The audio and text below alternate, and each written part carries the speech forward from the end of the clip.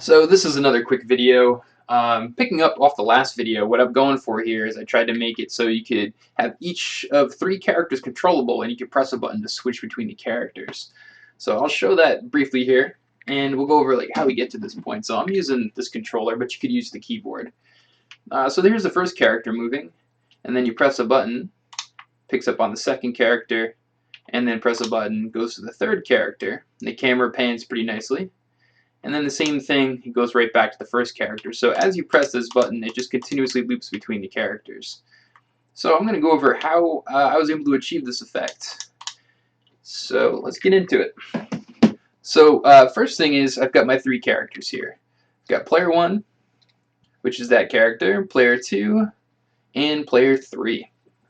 I've created this object called world, and it holds a script called world.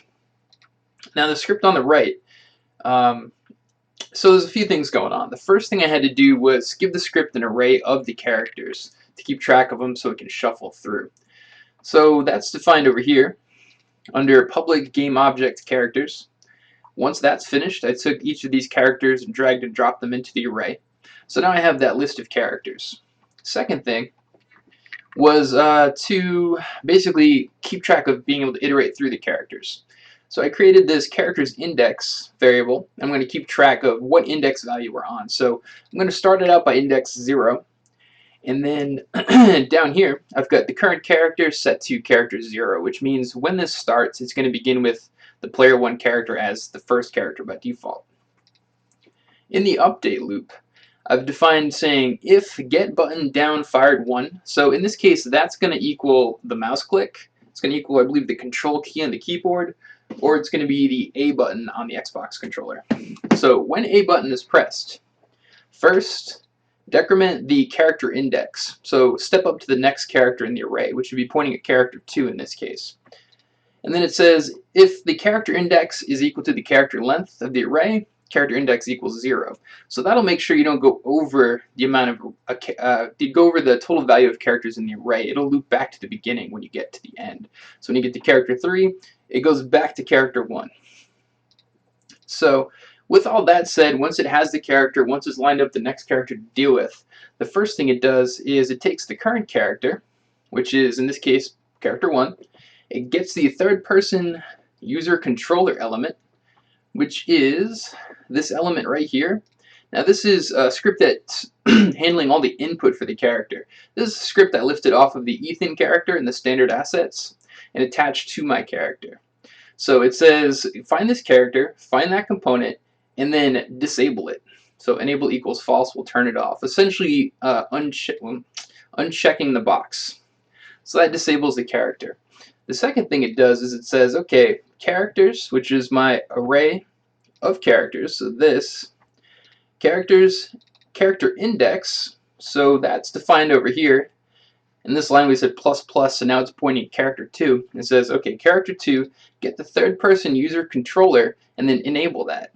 So by default, my second player over here has the third person controller disabled, which means it doesn't move. This is turning that control back on again. Once the control's on, then it has to talk to the camera. Now I kind of phoned it in on the find camera. I could refactor this later, but this is just for quick prototyping. Find the camera, which in this case is this object here, and then it says get component autocam, and autocam is the script attached to the camera. Let's have a look at this. Here's the autocam script. This is from standard assets again. This comes on the let me find the name of the camera for you real quick. It is the multi-purpose camera rig.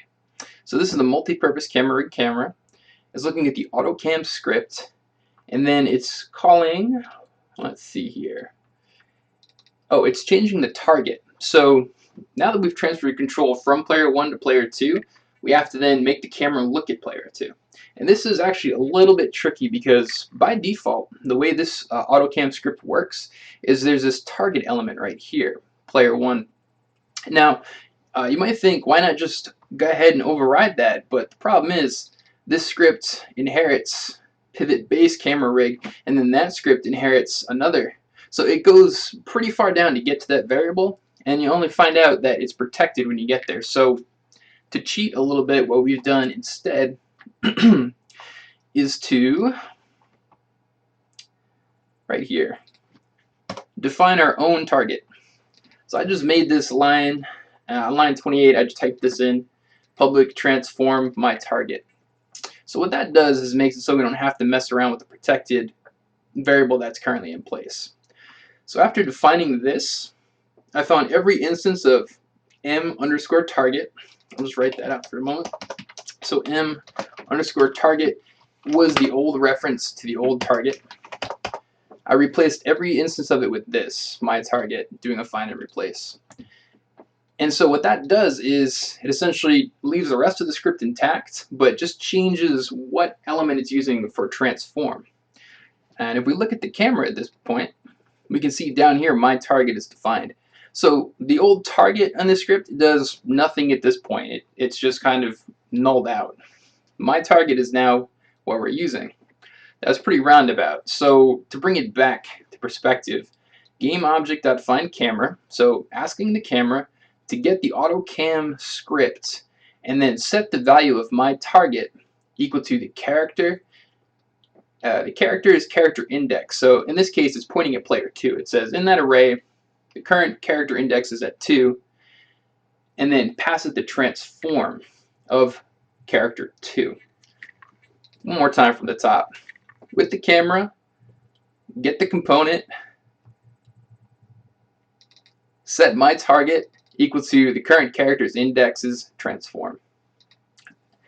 Once all that's in place, then set the current character equal to character's character index. So that basically says now that we have a new character that's current, go ahead and assign the value of that to current character. So that'll keep track of it when we go to disable it again the next time we switch characters. So that's the overall effect of it. I'm going to press play just to step through the scripts. Maybe this will help a little to define it a little further.